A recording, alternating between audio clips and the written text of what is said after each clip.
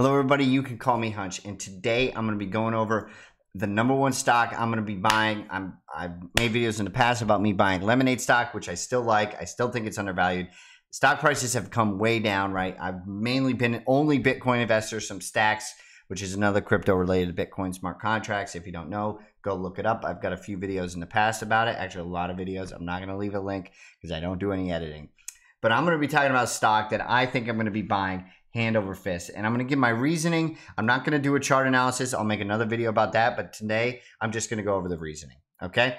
So the number one stock that I'm going to be buying this year is Virgin Galactic. And I know what you're thinking. Okay, there was some bad news about a satellite today. I just want you to forget about like real business analysis for this video. I'm going to do a pure fundamental why I think this stock can go way higher. And I don't just mean like higher like Tesla high, right? Remember, when market caps are big, it takes a lot more liquidity for them to 10x, right? So Tesla did that kind of 10x back in the day, a couple of years ago, where I'm sure a lot of people did. They bought, they pumped it all the way up, they sold and moved into crypto, which I did. But this one, Virgin Galactic, I think is going to be prime time for the next years.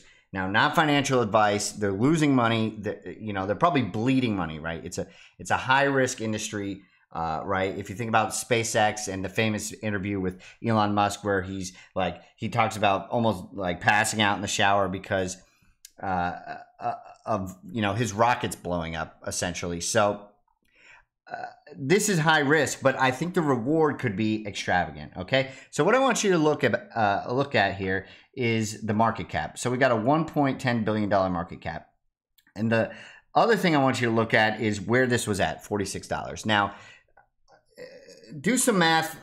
That's a lot, right? And I'm not sure if they issue shares or whatever, or did splits or anything. So the math may not be perfect, right? But if you basically multiply that, you get your market cap of where it was. So that is insane, right? So that's like a 35 to 40 times the price or the market cap of where it was at, right? Again, I didn't do a deep financial analysis. This is fundamental, so go look it up if you want to be exact. Okay, now let's start comparing. I've got JetBlue, 2.48. Okay, again, both these companies are not selling products, and I'm going to tell you why I think it's way different for Virgin Galactic. Okay, Southwest, 21 billion. Okay, I know what you're thinking. Oh, but they give flights all over the world. This is going to be limited flights, etc., etc. I don't think you should be pricing this stock at how many flights they're getting, right? First of all, the flights cost way more, right? Because it's new technology, just like TVs when they first came out or flat screens, it costs way more and the price has plummeted, okay? So I think you should be really kind of valuing this company at something like Ferrari, right? A luxury car brand, right? Ferrari's not selling cars, right? I mean, yeah, they're selling cars, but they're selling so much more, right? They're selling the experience, right? If you break down a car, right, a Toyota and a Ferrari, the material used in these two things are not that much different, right? Now, the difference between JetBlue and Southwest and Spirit, there's no real difference there, right? It's all Boeings, it's all Airbuses, right? Same with car companies, right? But why I think this Virgin Galactic is less like JetBlue and Southwest and more like Ferrari is status. I think they are selling status symbols, right? So I'm going to elaborate on that a little more, right? So if you look at a luxury brand like Hermes, now I'm not sure if this is priced in dollars, but I think it is. They're valued at 168 billion. Right? There's other luxury brands, Dior, you can go look them up. But all of their market caps are over $1 billion, right? 2, 3, 4, 10, Burberry, you name it, they're all over $1 billion, right?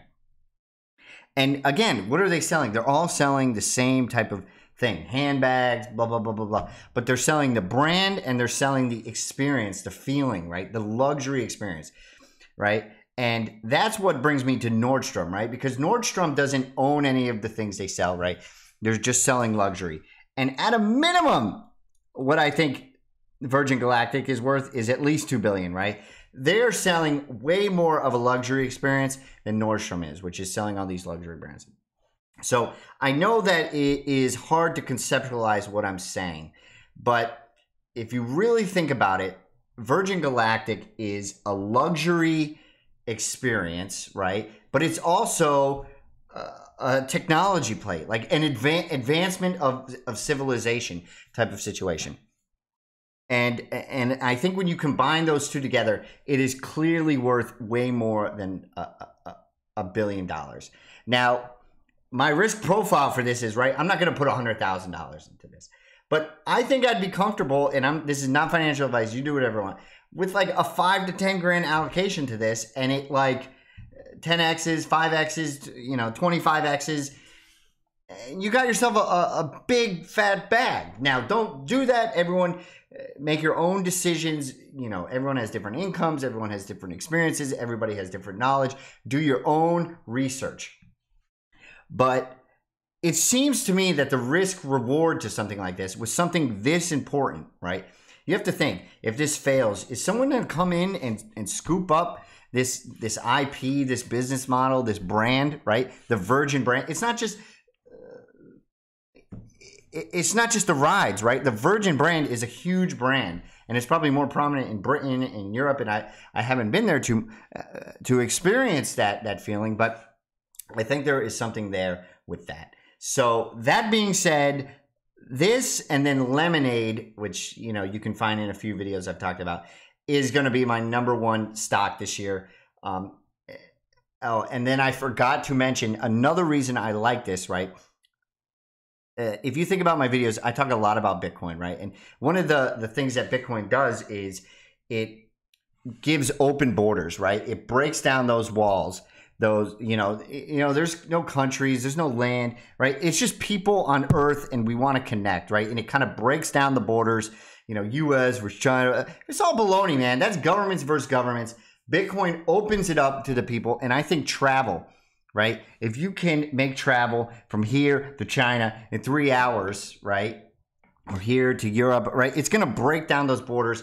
It's going to make it an open world, right? And I'm all for that. So you can call me Hunch. This is my, fundamental analysis and how I view it. And that's what's great about investing. Everyone can view this differently. Everyone can look at me and think I sound insane, but this is how I kind of see the world, opening the world, luxury brand. Like, you have to make these connections to build a case for why you invest in something. Now, you do whatever you want.